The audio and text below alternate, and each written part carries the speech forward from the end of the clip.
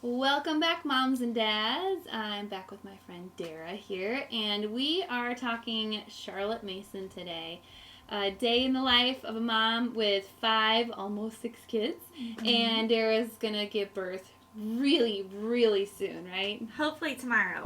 Yeah, maybe 5 weeks. Or 5 weeks. We don't know. You know. So anyway, Dara is my good friend, and we did another little episode on home birth. So if you are interested in home birth and our experiences with home birth, check out that video. We'll put that in the link of the show notes or whatever you call that stuff.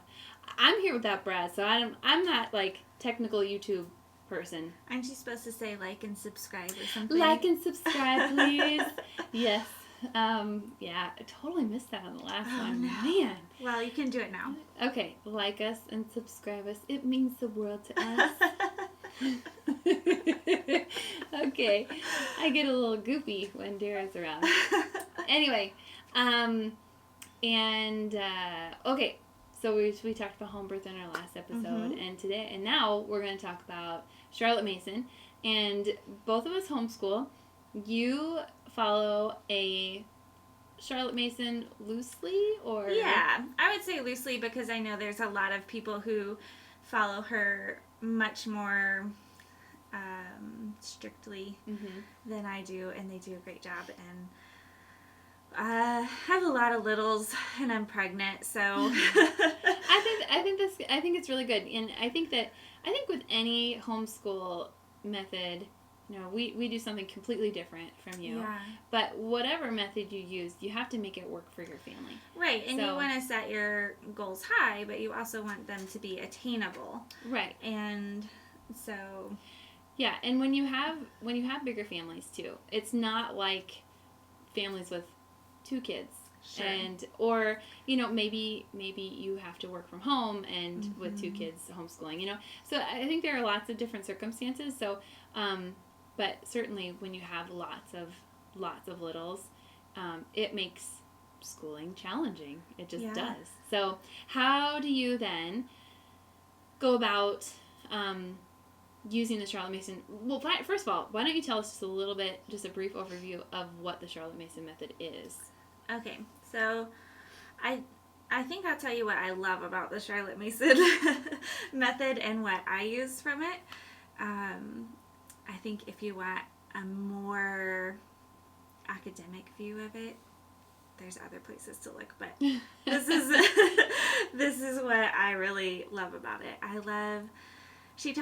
One of the first things that she talks about is a child is a person, and so you want to treat that person with respect and love them and help them to grow. And when you educate them, it's not just the books that you read to them, although that's important, your choice of books. It's also helping them to develop their character. And so for the younger years, up until age 5 in our house, we focus on being obedient, having self-control, nature, seeing beautiful things, wanting to have beautiful attitudes, and that kind of thing.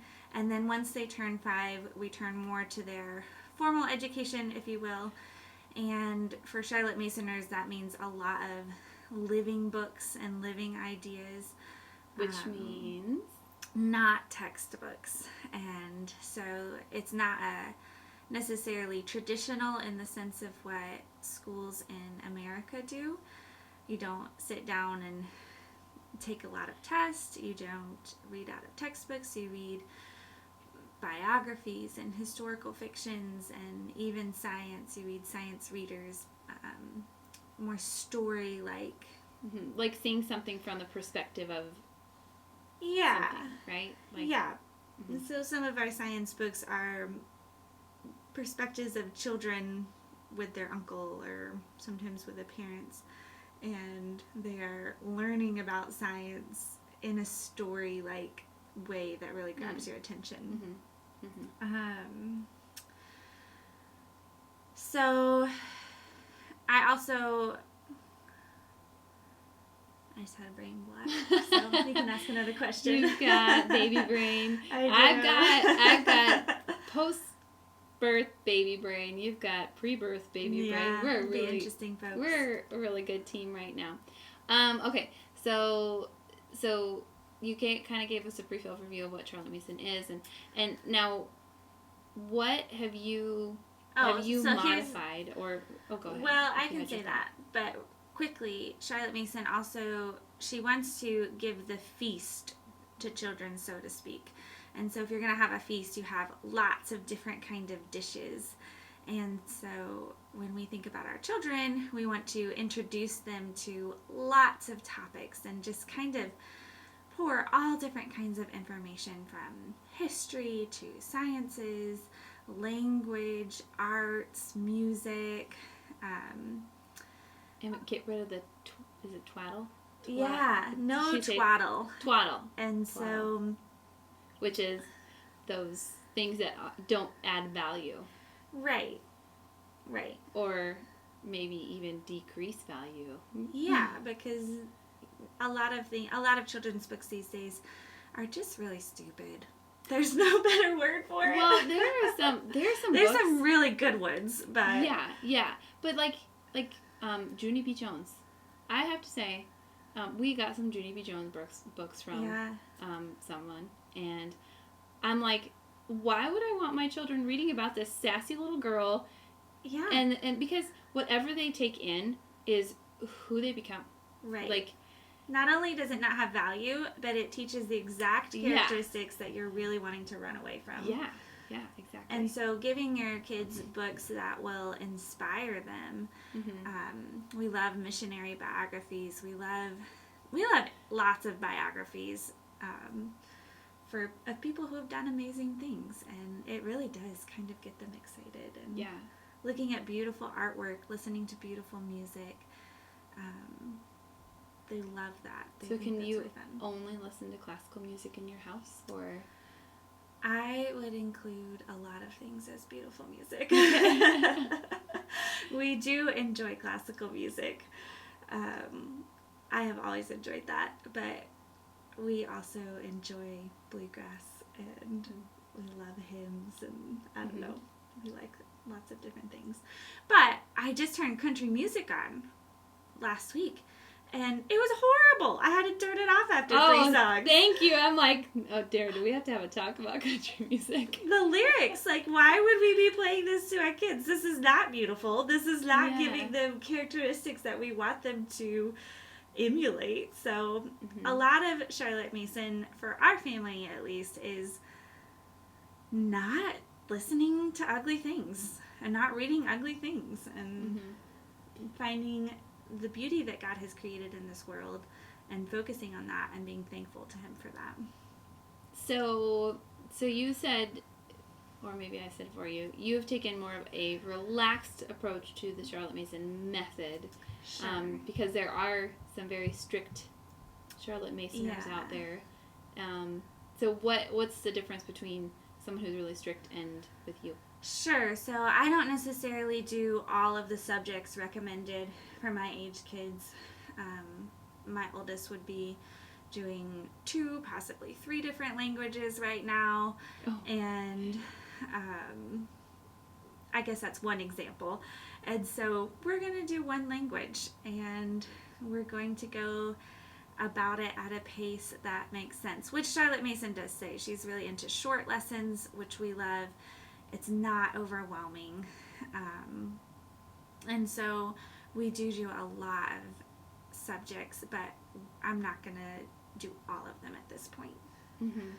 So when you make your list, just be wise and say, is this something that I am actually capable of teaching right now? Do I have the brain for it? Right. And so what are some things, other than language, what are some things that you've cut out? We don't always do, so maybe I have a lot of things in our schedule, but I am willing to cut certain things out on certain days, depending on what's going on. And so let's say we have on our day-to-day historical fiction and nature study and, I don't know, music appreciation.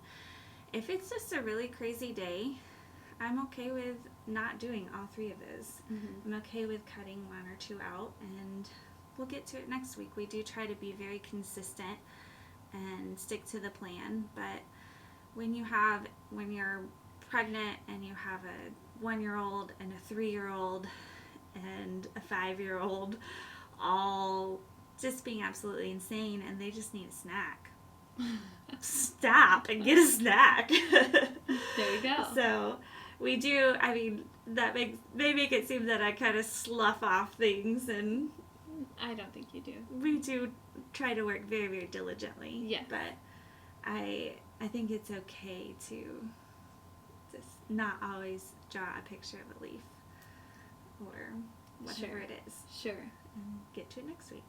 So. Yeah. So now I'm having baby brain. And like before and after each reading, you're supposed to do narrations. And if it's just really crazy, I don't always require the narrations. Mm-hmm. I would say 90% of the time we do. Mm-hmm. But it's okay not to be a perfectionist in that, in our home at least. Yeah. So. Yeah. So some other really great things that you touched on that Charlotte Mason does is that she likes the short Yes. lessons, and we kind of follow in our house. We kind of follow that same pattern. Yeah. Because the brain learns in the higher your intensity, like the more engaged they are, the shorter your duration has to be, and they learn it so much faster. Yeah.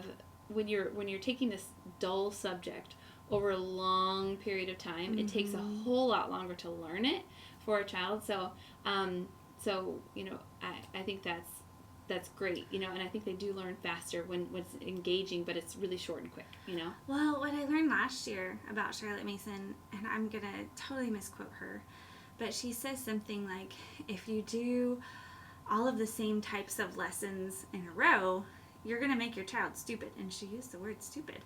And it was like, if you're doing a reading lesson and then a history lesson, and then maybe you're reading some classical literature or something, it's too much for a child. And so to use different parts of your brain. And so she suggests when you schedule your day to have maybe a reading lesson and then a math lesson, and then we have these little cards for exercises. Get your kids up, do some exercises, do some drills, have them run around the house, jump on the trampoline for 10 minutes, and then have them look at some art, and then have them make some art. And by doing that, they're using all the different parts of their brain, which enables them to be so much more focused on individual lessons.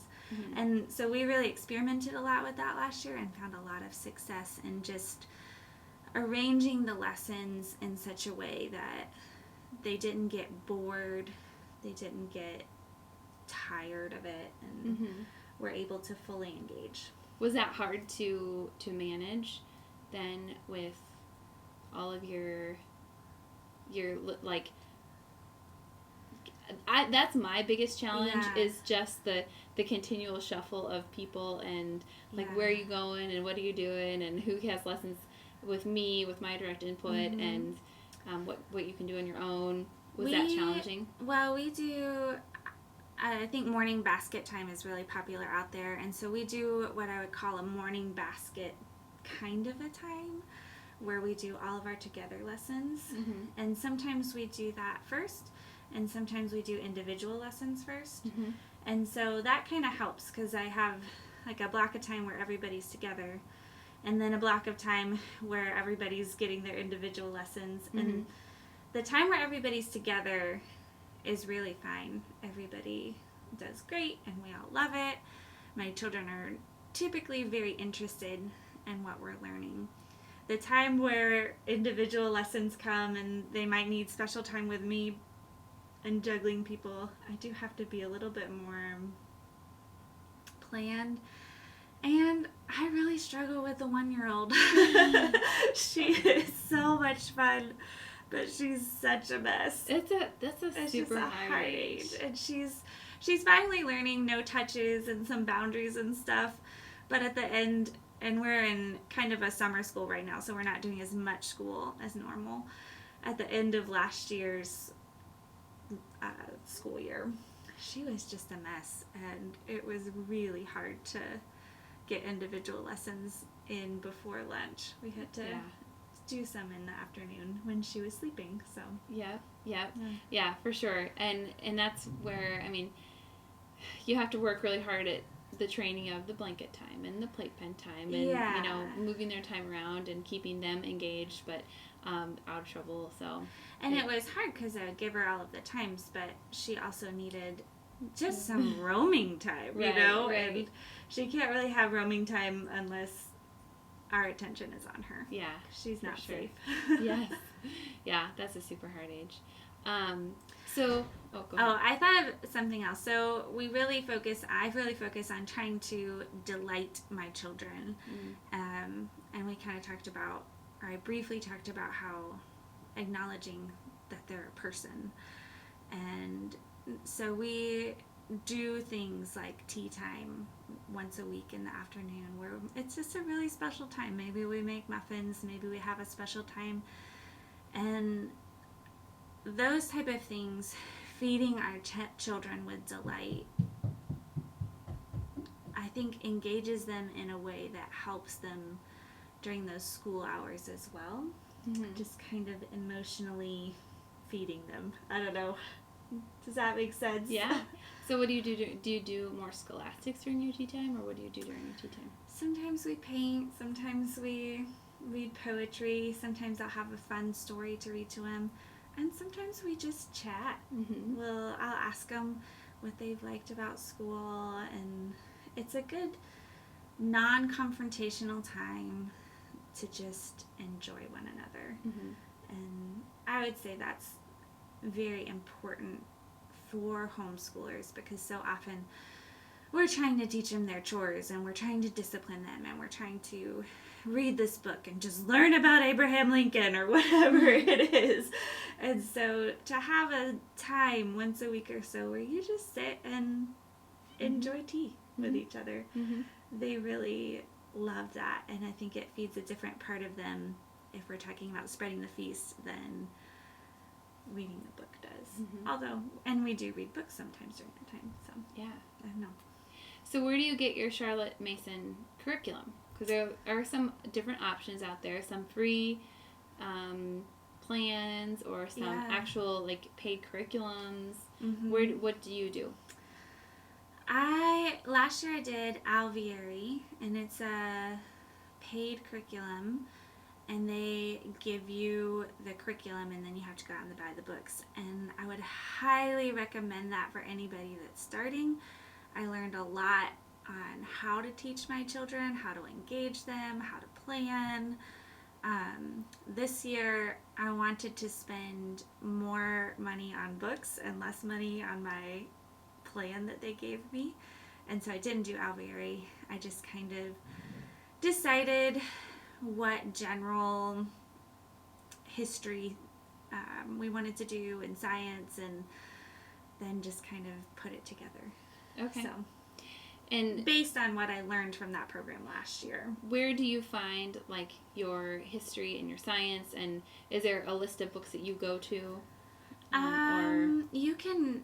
The book that I bought a history book this year. It's called The Mystery of History, and it is a little bit more textbooky. This year, I would say we're still on the Charlotte Mason plane, but I also knew, you know what, I'm going to be having a baby and have all these young kids, so I did things like The Mystery of History, and that's a little more consolidated, put together. It's a little bit more textbooky, but it also comes with a list of nonfiction, a list of biographies and historical fiction that you can read along with it. And I looked at the list and I loved it, and I thought, this is really, we'll kind of do these two things together. Yeah. In a non-overwhelming way. We can. Do you know some of the other resources? There's Ambleside. And I've used that before, and I have several friends who use it. but they always end up modifying it. And when I used it, I modified it to fit your family, but it's free. So it's a great resource. They're simply Charlotte Mason. Most of their stuff I found is for much older kids than mine.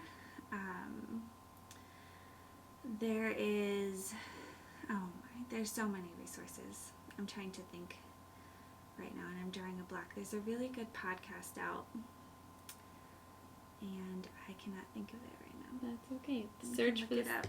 Search for the Charlotte Mason podcast. Yeah, it's a great one if you find it.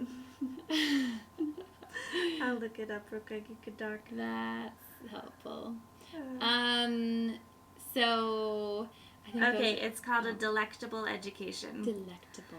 If you want to learn about Charlotte Mason, listen to them. You'll learn much more than listening to me. Well, I think this is good because not everybody's ready to jump into full Charlotte Mason or just to...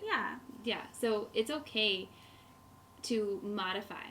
Mm-hmm. And it doesn't make you any less of a homeschooler. Right. Or, less of a teacher to modify something to make it fit you. Mm-hmm. And even if you don't follow something to a T, does anybody really follow anything to it? I guess there are those, there are probably the type A people out there that have to do it perfectly, exactly. Yeah. And I think that's just not, it's not realistic for a lot of families to do that. Last year, one thing that I did is I wrote out 2 schedules. I wrote out my full schedule, and then I wrote out my we're not going to get to everything today schedule. Yeah. And it is really helpful. We're always going to read the Bible first thing. We're always going to do, catechism, and we're always going to read a good book. And then they'll do their independent studies or whatever. And so having those, let's call it an emergency day schedule, and a full schedule is really helpful. And if I have too many emergency schedule days, I just talk to my husband and say, look, we haven't been doing everything. How can I get to this? And we reassess and we kind of figure out how to go from there. So, or you might just take some stuff off of your your full day list. Absolutely. Because that can drive you crazy too. If you have this full list that you're never getting to, well, something might have to go. And it's not good for the kids because they constantly see this list and they see you constantly not checking it off. And so then when you give them their list, they're like, well, Mom doesn't check all her things off. Yeah, that's true. And it kind of creates this lazy way of going about it. And so learning to create a realistic schedule that fits your family, that you can check off all of the things, is really important. Yeah, well, that's good. These are some good tips. I'm encouraged. And we're going to go do something delightful then with my kids. And there you go. Yeah, get them off of their movie that they're watching right now. My kids are at home making cookies, so we'll see how this goes. Yeah. I don't know. Hopefully they're good. Hopefully they're delightful. Okay, quick little note on cookies. Do you always make your cookies with butter, your chocolate chip cookies? I do. We cannot. We are incapable of making cookies with butter. They will just run all over the pan. So I only use Crisco in our cookies. We don't use butter for our shortening. I just decided to only use Crisco in my biscuits. Oh. I gave up on butter for biscuits. Okay.